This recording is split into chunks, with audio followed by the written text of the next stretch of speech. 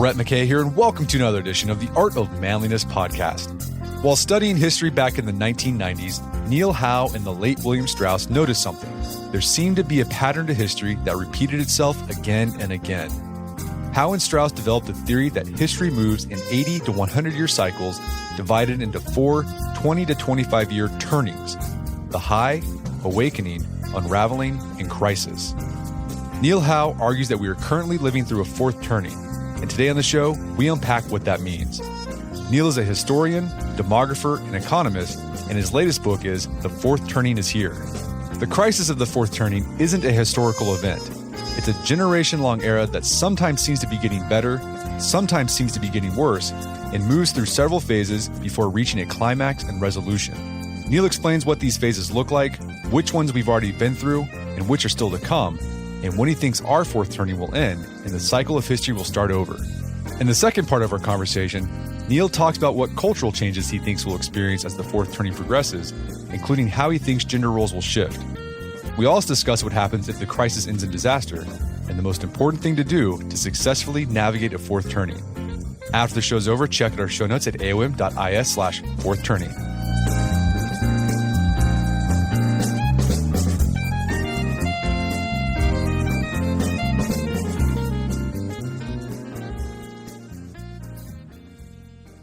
All right, Neil Howe, welcome back to the show.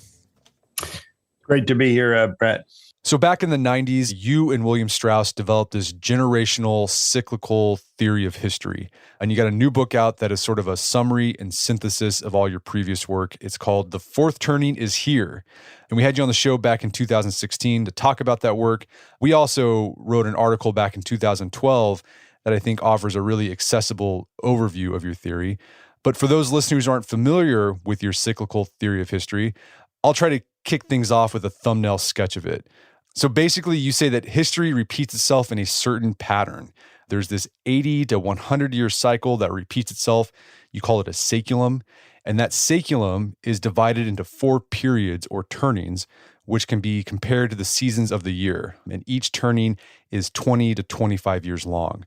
And I think it's really easiest to help people understand this to look at the last turning in a cycle, right? First, the fourth turning, which is sort of like the historical winter.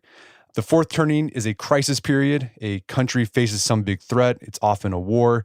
Our last fourth turning started with the Great Depression and ended with World War II. And then the cycle starts over again with the first turning, which is a high period like spring. In the first turning, institutions are strong and individualism is weak.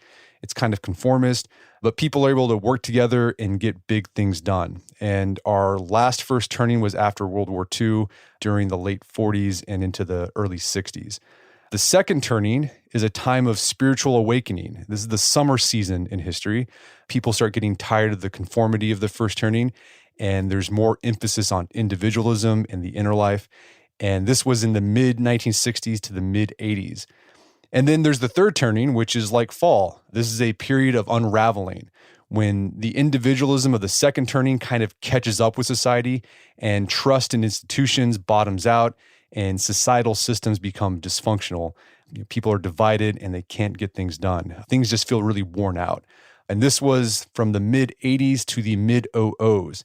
And then the crisis happens again, and we're back to the fourth turning. So that's it. And then there's also 4 generational archetypes that are part of this 80-year cycle that are really interesting, and they repeat themselves too. But we're going to concentrate on the turnings today, particularly the turn you say we are in now, which is the fourth turning. So let's talk about this current fourth turning, because a lot of people look around at the news, they're looking at their social media feeds, and it just seems like everything is falling apart and nothing works, and that we're on the verge of just something feels like something bad's going to happen. So let's dig into this fourth turning, what you talk about in the book, and this current crisis that we're in. One of the things about fourth turnings is that they have their own chronology as well. There's these phases that we go through that you've noticed throughout history. So what are the different phases of a fourth turning? And maybe it might be helpful to use the previous fourth turning, right, the World War II Great Depression crisis, as a way to walk people through these phases. Yeah, I point out a number of these phases, and these always occur in a certain order, although they can occur at any time during the crisis era. And remember, the crisis is not an event. it's an era, right? It's a whole generation long period of time. And so there can be many crises, I guess, so to speak, many great dire events within a fourth turning era. So typically, the first thing you notice is that sometime during the unraveling, there's what we usually call a precursor event, not always, but usually. And this is an event which sort of foreshadows the fourth turning to come. It's sort of its indicator of, a sudden mood of public mobilization and urgency about some great danger, right? And the country rallies briefly, but only briefly, and then it kind of goes back into its third turning mood of sort of, lassitude, individualism, sort of ennui, and kind of waiting. And for the Great Depression, World War II, this was World War I, which kind of appeared out of nowhere, right? And typically these periods do, these events, these precursors, you kind of have in the middle of an unraveling era, which was certainly that era, the very early 20th century, was a period of, a lot of individualism, a lot of aimlessness. And suddenly had World War I kind of come out of nowhere. Everyone just thought, well, we had attained this permanent period of peace, kind of came out of nowhere. And I think the similar parallel recently was 9/11, which kind of, again, came out of nowhere. I think shocked everyone. Remember the big book that was so influential over that 1990s decade, which was Francis Fukuyama's book, The End of History. Government was sort of fading away. Markets were taking over. Globalization was everywhere.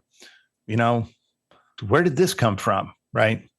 So, and these happen periodically. We go talk about earlier ones in history. And then eventually the generations kind of mature. You get into the correct alignment, and we sort of have a catalyst where we actually enter the fourth turning. And for the Great Depression, World War II, that was Black Thursday, 1929. That was the great crash. And more recently, that was August to September 2007, and then even more, the fall of 2008, where we really entered. In fact, the stock market was plunging at the time of the, I don't know if you recall this, but the time of the Obama-McCain debates, during that presidential election, if you recall, the major banking houses were beginning to go under and so forth. And suddenly we had to declare a national emergency and run these enormous deficits and, guarantee bailout, hundreds of businesses. So that was that event. That was the catalyst event. And every fourth turning has a catalyst. For, the American Revolution, it was the Tea Party, Boston Tea Party. And in the American Civil War, it was the election of Lincoln. And, going further back, the whole period of the Glorious Revolution and the wars in Virginia and New England, it was probably the massive violence that started Bacon's Rebellion and King Philip's War. This was in 1675, and really initiated that quarter century of rebellion and revolution during the American colonial period. And again, you can go back. Now, typically, as you move forward, it sort of awakens everyone, right? That they were in a new mood. And typically, as you go forward, you encounter these periods we call regeneracies, when the public mood begins to regenerate after a long period of sort of, well, this is worse than anything, right? I mean, we're now in this crisis. We don't know what to do. We're completely unprepared for this. And then finally, you begin to regenerate a sense of new public direction, a new sense of public mobilization. And we begin to rally around certain kinds of communities, around some new agenda. And everyone becomes more interested in the public, in the nation, and where things are going. And certainly in the Great Depression, that happened with the election of FDR.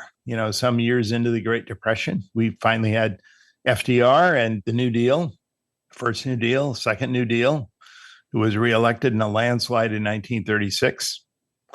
And I think you'd have to say that in our current fourth turning, the regeneracy was really the election of 2016 with Trump versus Hillary Clinton. And what that did was it suddenly changed America's involvement in politics.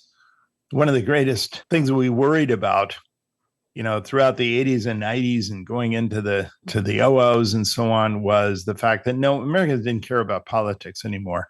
Well, in the election of 2016, suddenly American participation in voting hugely shot up. And again, in 2018 and 2020, we've seen the highest voter participation rates in a century in these elections. And suddenly America becomes completely galvanized around these big political tribes we see today, right? Red zone and blue zone. And in recent years, we see worries about civil war. We see worries about civil crack-up. And I think this is scary to people. We may feel pretty good about our own lives in a sense and how things are working in our families and so on. But we wonder if there's just some tremendous vacuum, complete lack of leadership at the national level, sometimes whether we're leaderless or sometimes whether we're breaking up into two separate national communities. And this is a very common feeling. I think a lot of people felt that way during the 1930s. Certainly, people literally felt that way during the Civil War. And people felt that way during the 1770s and 80s. So, and we go on from there. Basically, what that leads to is a period of creative destruction of the public sector, often in the midst of organized conflict. And that takes us into the last phases of the fourth turning, which is the consolidation and possibly further regeneracies, but ultimately into a consolidation, a climax, and a resolution. And very often that could be a large. When I talk about organized conflict, of course, we're often talking about war. And typically in fourth turnings, these have been, negotiated and carried out during periods of total war. Every fourth turning in Anglo-American history, going back 6-7 centuries, has featured at least one episode of total war, and every total war has occurred in a fourth turning. Okay, so a lot to recap there. There's a lot to unpack there. Okay, so the four phases, there's a precursor that happens in the third turning, the unraveling. It's an emergency that temporarily galvanizes a society. So if you look at the Depression era crisis, that was World War I. And then today you're saying the 9/11 attack was one that temporarily galvanized us. I think everyone remembers after what happened 9/11, everyone was all for, going back and trying to get back at the Taliban, right? I think people remember that period if you were alive then. Yeah, and for a brief period of time, everyone felt patriotic. Right, There's this tremendous galvanization. World War I was very much the same. And by the way, the memory of both instantly became very bad afterwards. Yeah. I think it was Robert Kagan who once said that, we all recall after the Afghanistan and Iraq war, the whole mantra, Bush lied, people died, right? But I think it was Kagan who said that after World War I, the mantra was Wilson lied, people died. Right. I mean, it was sort of the same thing. Suddenly we wanted to turn our back. And in response to both of them, we became a more isolationist nation and wanted to turn ourselves away from these global obligations that seem to have gone awry. Okay, then after the precursor, there's a catalyst which kickstarts the actual crisis period or fourth turning. For the Depression, World War II era, that was Black Thursday, the stock market crash. And for us, that was you're saying about 2008 is when the fourth turning started for us. Yeah, the fall of 2008 was when it really went crazy. Right. With the great financial crash that we had then. But then after the catalyst, people are feeling everything's kind of run amok, so people start trying to reunify community and regenerate civic life with the regeneracy. And this regeneracy, you hear regeneracy, and that sounds positive. It sounds like regeneracy it's going to be a lot of conflicts. What's happening is our culture is trying to figure out how we're going to solve this crisis era that we're in. So in the Depression, as you said, the regeneracy there was FDR being elected and him implementing all the New Deal legislation. But I think people forget that was very controversial. There was a lot of debate in our country that period. And in fact, it was the equivalent of red zone, blue zone today. Remember that the Popular Front and the New Deal supporters, thought about the 1930s as the fascist decade, so they were already fighting the good fight against the rise of fascism around the world, whether it was the Spanish Civil War or the Japanese invading China and the rise of Hitler and so on. But to conservatives, it was the red decade, right? So you have these two completely different interpretations, and many Americans not even wanting to talk to each other during that period. A very divisive period in our history. And it's kind of astounding when you think about that given this schism in the way people in sort of the high-income world, the West, was interpreting the events of the 30s, that ultimately the nation was able to galvanize around a single objective, which was to defeat fascism. And this is a point I make throughout the book, that the conflict that characterizes the climax could be mainly internal, or it could be mainly external, right? It could be, the nation against external enemies. And it can be anywhere along the spectrum of that. But the nature of that cannot be determined in advance. You would have no way of knowing in the mid 30s or even the late 30s that America wouldn't go to civil war before it would ever galvanize together to defend the world against authoritarian aggressors. And I think that that's a repeated theme that I come back to. Some things are predictable, some things aren't. What is predictable is the searching for a new definition of community. What's unpredictable is what form that's going to take. Gotcha. Okay, so you say our current regeneracy was the 2016, 2018, 2020 elections, where people in America are suddenly interested in public life again after. Yeah, and that was the first regeneracy. Okay, there could be another really one. Started in 2016. The Republican Party went populist. The Democratic Party in many ways went the other way, and Trump was elected, and the Democrats, kind of an extraordinary move, declared that they were in resistance. You remember? There's a resistance, kind of, again, taking from the 1930s, right? They were going to be the resistance party, like an enemy army was occupying Washington. So, Trump and all the Republicans were suddenly these occupying invaders. And then, of course, you had, multiple impeachment attempts and trials and just unprecedented things in American history. And then finally, Trump losing the election and trying a putsch to retake the Capitol Hill. Extraordinary events in the midst of a global pandemic, which, of course, this nation managed very badly. And I say this as a demographer. I mean, I know the figures. We did not manage it very well, right, in terms of deaths. And so this combination of galvanizing people to think that politics is extremely important, together with this continued demoralization of the fact that nothing works, right, and the nation remains leaderless.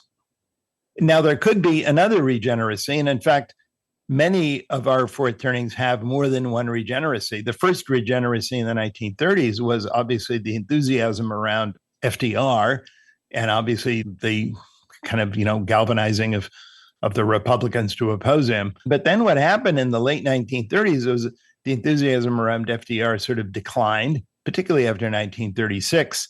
We went into another big recession, the recession of 37, 38, horrible recession. And it made most people convinced that by 1939, 1940, we were still in the Great Depression. The New Deal hadn't really worked. And what happened at that time was the constituencies shifted, and mainly the New Deal shifted away from some of its reforms, which would have imposed themselves on the South. And the South, in turn, came on board not on FDR's domestic agenda, but came on board FDR's foreign policy agenda, which tended to be in favor of an active foreign policy abroad to prevent the rise of fascism. And it was really around that refashioned constituency defining the two sides that we finally went to war and were ready to go to war really about a year before Pearl Harbor. The nation began arming again at a frantic rate, really in the spring or even at the very beginning of 1941. We were already, running huge deficits and on the way, galvanizing the economy to sort of rearm. And we had already reintroduced the draft and so on. And then, of course, came Pearl Harbor, and that just simply galvanized. That's when we went into what I call the consolidation, the time when we are aware that the fate of the country is at stake. And extraordinary public mobilization is required. And every fourth turning enters that phase. Okay, so in a fourth turning, you first have a catalyst. And in this fourth turning, you're saying that was the 2008 financial crisis. Then you have a regeneracy, and this is where the public gets energized to try to figure out how to solve the country's problems. And that was the huge surge in political interest that we've experienced since the 2016 election. Then there's a consolidation, and that's when people sense that there's a real threat facing it, and there needs to be a public mobilization towards solidarity to overcome it. And then that leads into the climax. And, I think a lot of people thought the consolidation was going to happen during the pandemic, right? At first, it seemed people like were going to come together, but then it became very politicized, and then it just divided people even more. And you say that's not surprising because you never know how these things are going to play out and when the time is ripe, for one phase of the fourth turning to segue to the next. So, we're due an event that brings the consolidation. And I think if people think about things that could possibly consolidate this crisis, there's, stuff going on in Ukraine. There's things going on in the Pacific with China. So wars have typically been parts of the fourth turning.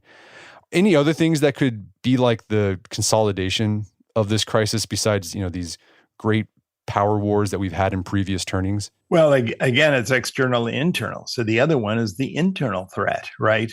What if there were kind of a catastrophic impeachment or the absolute refusal of the two parties to cooperate any longer in Congress?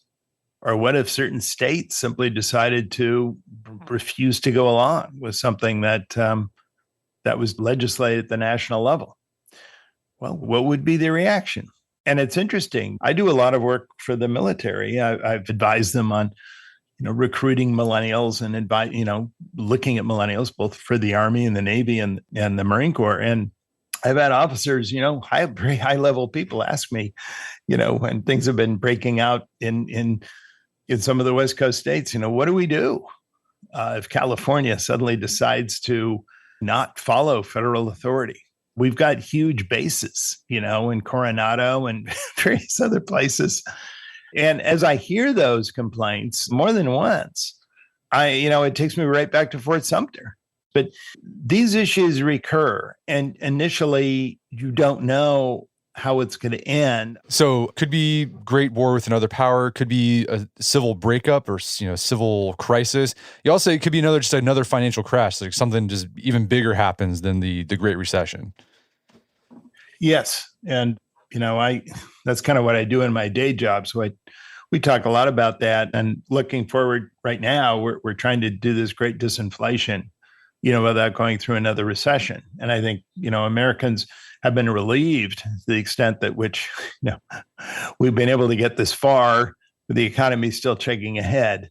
But then again, as an economist, when I look at all the long-term indicators of, going into another recession, they're all flashing red. You know what I mean? Everything from, the money supply to the yield curve to national income sort of exceeding our full employment equilibrium. And all of these long-term indicators are indicating we're going back into recession land again. And each one of these ratchets up the tension, right? I mean, I think about a generation of children, born since the early 00s, who just can't even remember a time when America was not either in a recession, going into recession, or worried about going back into recession, right? So this is a time of sort of hunkered down, constricted horizons of hope, in terms of living standards.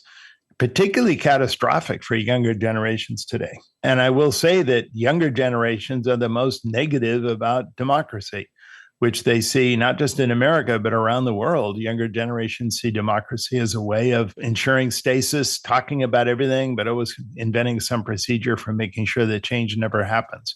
Okay, so there's the consolidation, and after the consolidation is the climax. What was the climax in World War II depression crisis?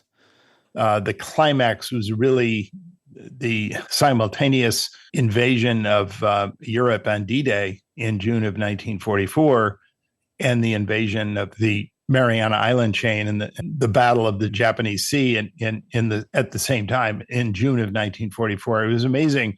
We were actually organizing simultaneous invasions in two different oceans, and both of them ended up as victories. About 6 weeks later, we were breaking out in northern France, and we had completely defeated the Battle of the Japanese Sea. We have absolutely decisive defeat over the Japanese Navy. And that was really the climax. That's when we knew that the end of the war was a matter of time. And that's the climax. The climax is when you can start really see the end. And you've said the climax for this fourth turning is on schedule for around 2030. Is that right? Yeah, something like that. It's Yeah. going to occur sometime probably at around the end of the decade. And again, this is an estimate. I mean, my God, this is not, I'm predicting tides here. We're not predicting when the individual waves are going to break, right? So, we're kind of doing bands of dates. Sure. But I do think if there was any single moment, which was most likely, it would be sometime right around the very end of the decade. And after the climax comes the resolution. And this is where you have, you separate the winners from the losers. Treaties are drawn up, national boundaries are redrawn, political parties are redefined, and the saeculum comes to an end. And you think our fourth turning that we're in right now will end in the early to mid 2030s. We're going to take a quick break for a word from our sponsors. And now back to the show. So you also talk about with these fourth turnings, like the mood and how society starts organizing itself starts changing. Are you seeing that right now in the current crisis? Well, I think we see the great desire to move back toward community, just a greater sense of community, which is a desire which is embodied really in, I'd say, even less the political agenda, but more even just the lifestyle of the millennial generation. Being that if you ask people, what should government do? Should government reinforce the principle of individualism or should reinforce the principle of community in American life today? People under 40 today overwhelmingly say community. And people over 40 tend to say, well, individualism, right? That we've never seen that degree of sort of inversion and difference. And again, to come back to sort of archetypal difference, that's sort of the opposite of what you would have seen back in the 1970s, or probably would have been inverted, had we asked that question, would have been inverted the opposite direction. And so that movement toward community, which by the end of the fourth turning will be a sort of culminating event, is accompanied by other changes. One is a movement toward greater equality. That happens in every fourth turning and subsequent first turning. Income and wealth become more equal.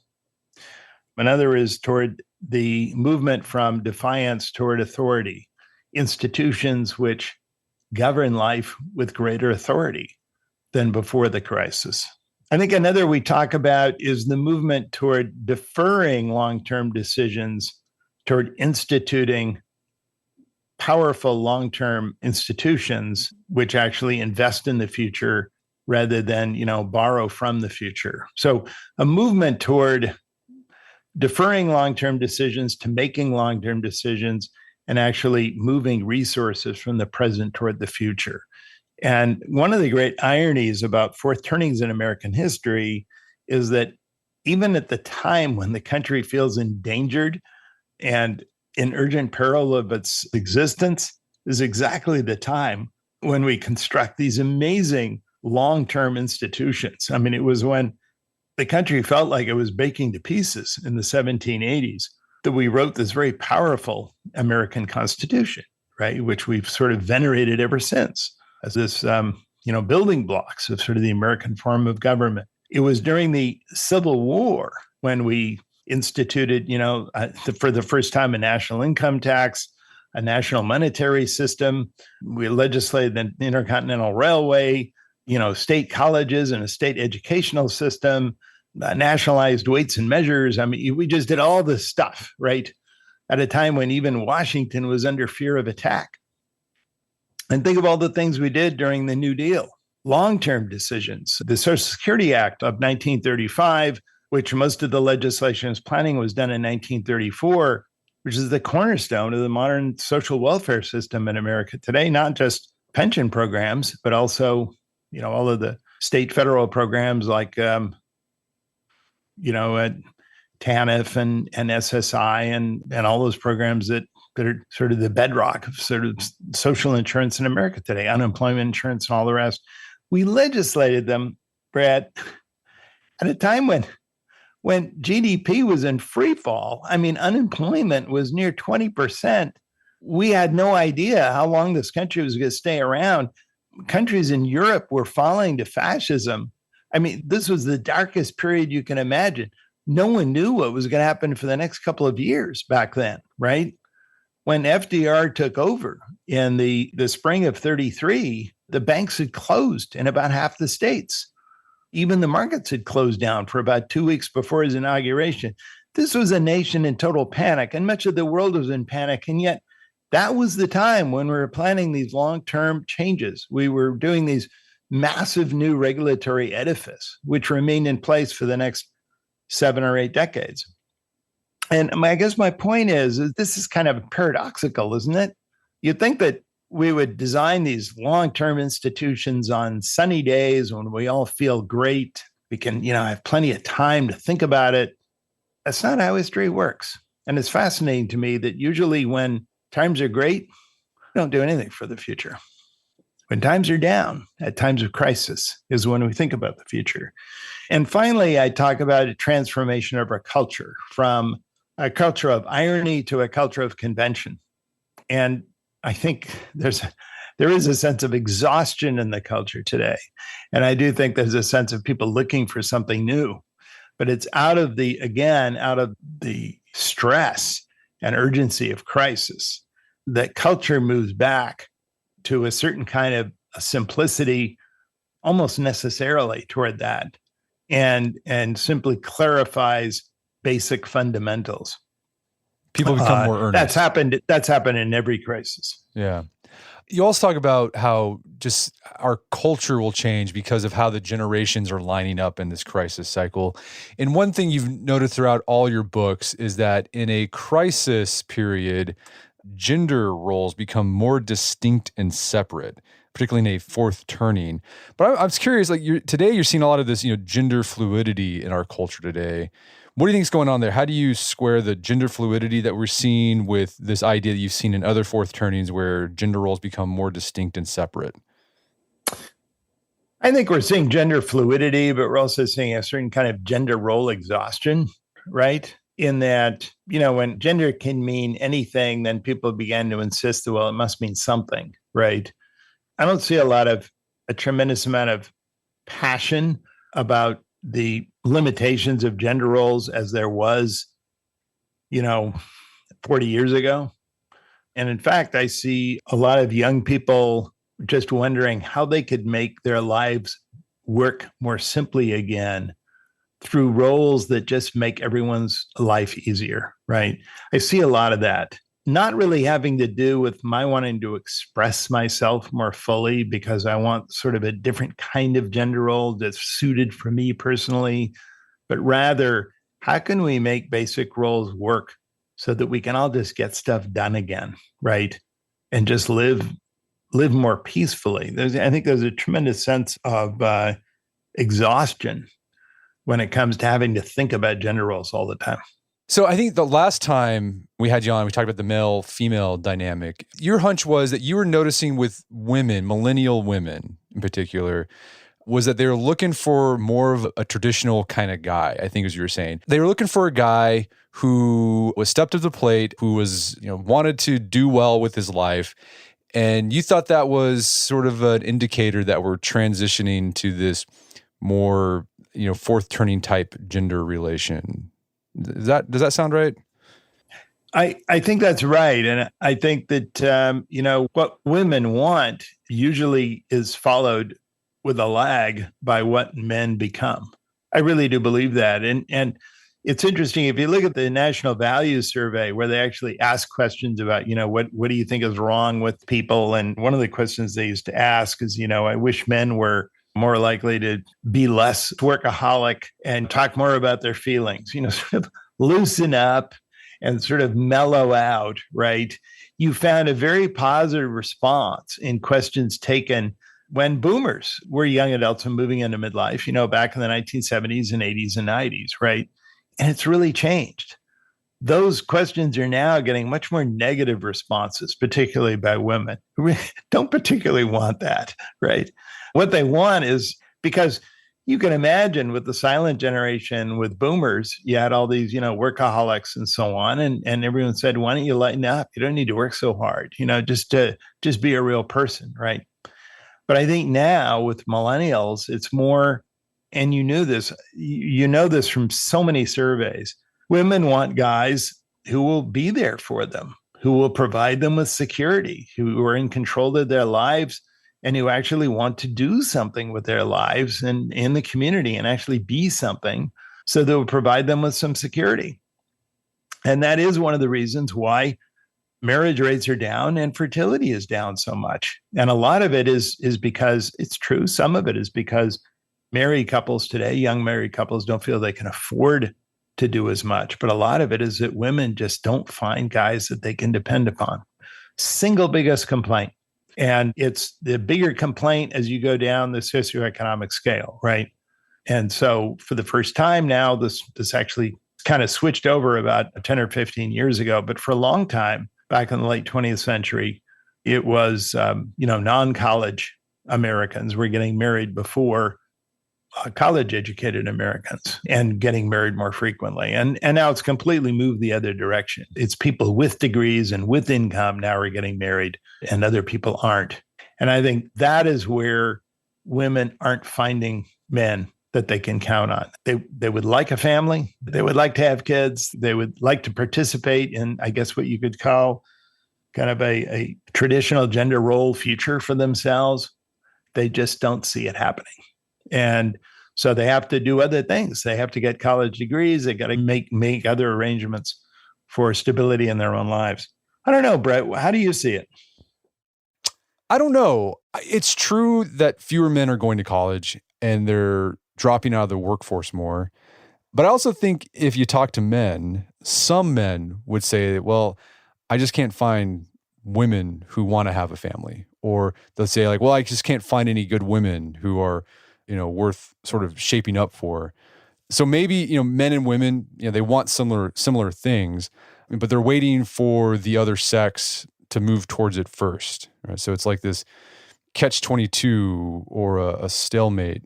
Could the crisis like shake that up? So right now, you make the case that because of the affluence that we've experienced for the past, since the post-war World War II period, 70 years, you're able to have men who just like opted out, not do anything.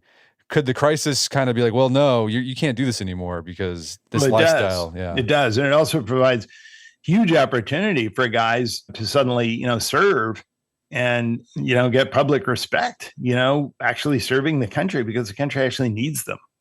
I think one thing that we find today with our definitions of citizenship is that we tend to think of it as it comes with all these rights that we have, but what are the real obligations, right? And of course, there's a time of crisis when people discover the obligations, but these things are often energizing to young men. I mean, if anything we've discovered during a crisis, it's when we're reshaping public institutions in a way that designing them for the future, and designing it for the future automatically means more for young people, right? Because we're investing in their future. We're reshaping institutions for them. And young people get in on the ground floor of that. And inevitably, when you're talking about extraordinary efforts, to redesign big public institutions, you're often talking about mobilizing young men to do something. And that does become a slingshot for them, over the rest of their lives. It certainly was for the GI generation, particularly the last wave GIs that were born in the 1910s and the early 1920s. And I do think that late wave millennials, people are today in their 20s, early 30s, it will serve the same purpose. Any other things you're seeing in our current fourth turning crisis and sort of the culture's changing and kind of lining up with what you would expect? Well, there's a recent survey, and it was done by the Southern Poverty Legal Center, you may know, which often does surveys on various kinds of, violent prone groups. Certainly a progressive organization, if there ever was one. They did a very large survey, and they found, interestingly, that when it comes to the issue of what feminism has done to the country, and I pointed it out because it seems so counterintuitive to me.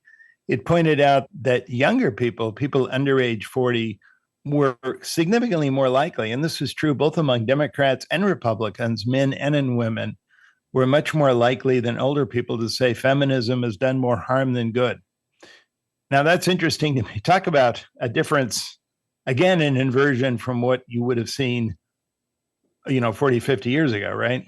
Where obviously young people would have said feminism is really important and older people would have opposed it. And that's that sense of exhaustion. And so, Brett, if you're talking about what are we seeing today that is a precursor to this, to what I think will be more of a reality as we move into the rest of this fourth turning, I would point to those signs. Gotcha. So this is the first fourth turning where people are aware of the idea that a fourth turning exists. So can being aware of the fourth turning change the way the fourth turning plays out? I mean, could people theoretically start trying to pull levers to manipulate the crisis? Well, I don't know. It'd take a lot of hubris from me to be able to say that that would actually change things. I do think that at some very basic level, people are aware, right? I'm hardly the only person who has drawn attention to the parallels today, we see today, to the parallels of what we saw during the 1930s. I mean, many others have done that too. And certainly these simply arise naturally. When the North and the South finally, parted ways in 1861 and the war got underway, both the Southern Confederacy and then the Union both likened their struggle to America's, they both called it America's second revolution, America's second Declaration of Independence. We were going through it again. They were aware of the parallel, that the battles that they were going to fight were exactly on par with the original fight to part with Britain and actually define the nation. And the same thing occurred again in the 1930s. People came back to that parallel. Why are we fighting the war?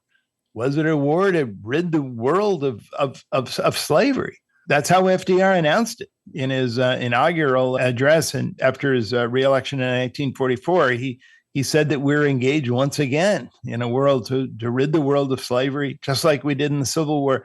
I guess what I'm saying is these things come back naturally. In these fourth turning events, the parallels, once you move toward the crisis, arise naturally.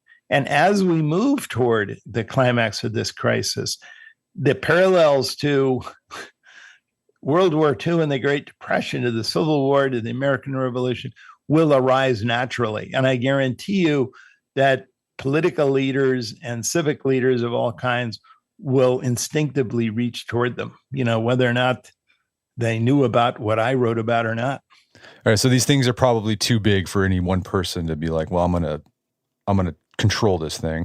Yeah, I guess what I'm saying is that I think that these obviously are very long-term movements, but I think more importantly that once we're in them, we understand the parallel. We might not understand them quite until we're actually in the midst of it, but once we're in the midst of it, we do understand the parallel. So could a crisis end in disaster? So the previous things we've been talking about, World War II, the Revolutionary War, it was terrible, but then things turned out great. We had this high period afterwards.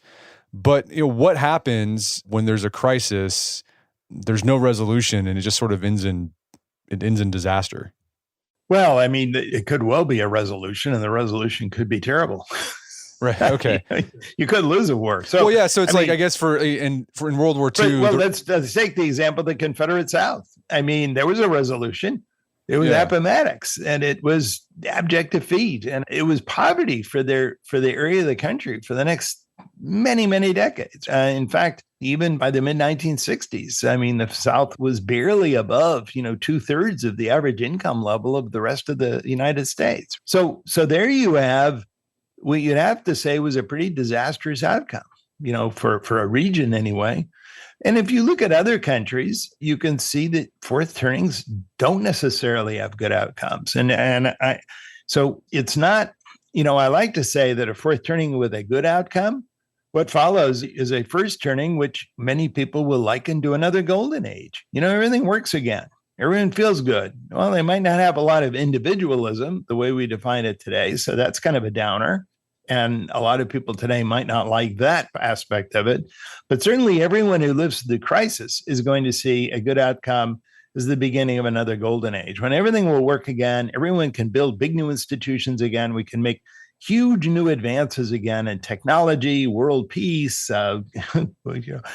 discoveries, not only in this world, but of course, today, maybe in other worlds as well. And I talk about that a lot, right, in that chapter, sort of the good aspect of a fourth turning that ends well. But then there's the possibility of ending badly. And I think it's worth pointing out that we tend to use devastating technologies of mass destruction, what's ever available. I mean, look, if you have a bad night, Brett, you could imagine a lot of horrible scenarios, right, about how this thing would end. So I don't mean to say that this is necessarily automatically positive, and that's why it's important what we do. I don't believe in determinate history at all. It's important how people play their roles and how we find our way out of this thing.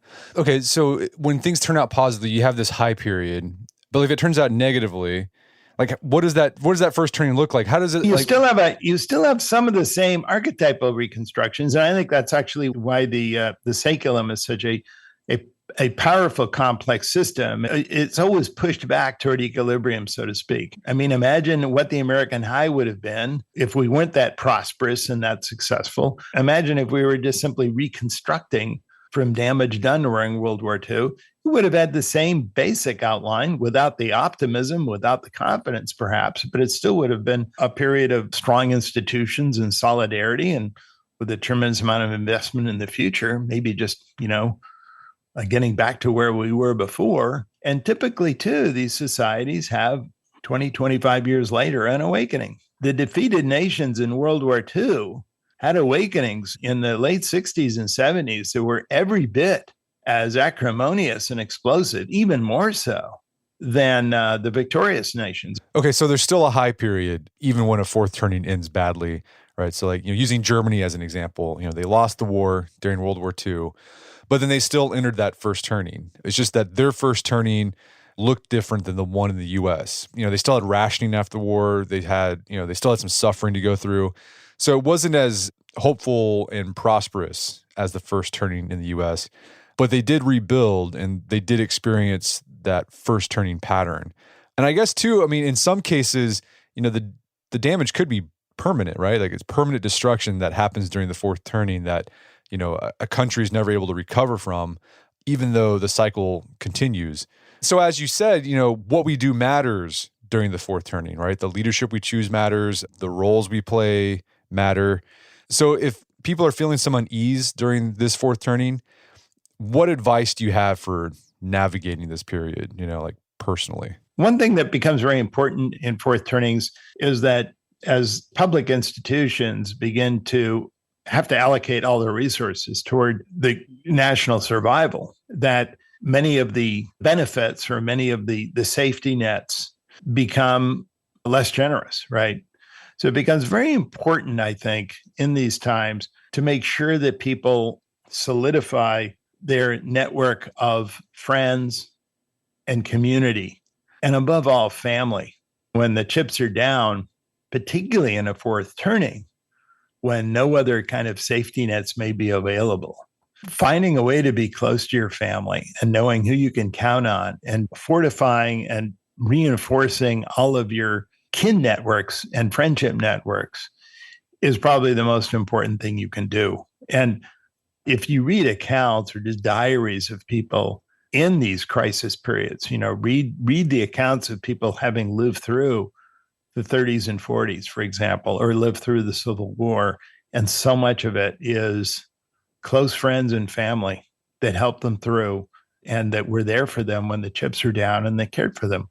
So, and that's part of the cultural shift, of course. It occurs when family, perhaps not being as important during the unraveling, during the 1990s or the 1920s, suddenly becomes a lot more important by the 1930s and 40s.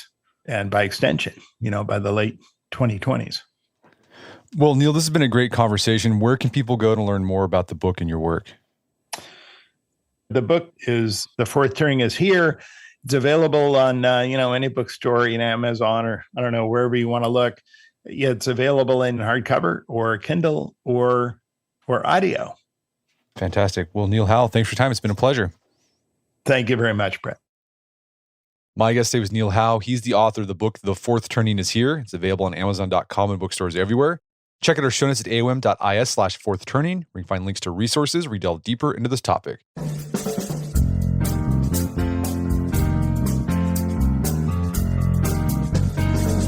Well, that wraps up another edition of the AOM podcast. Make sure to check out our website at artofmanliness.com, where you find our podcast archives, as well as thousands of articles that we've written over the years about pretty much anything you can think of.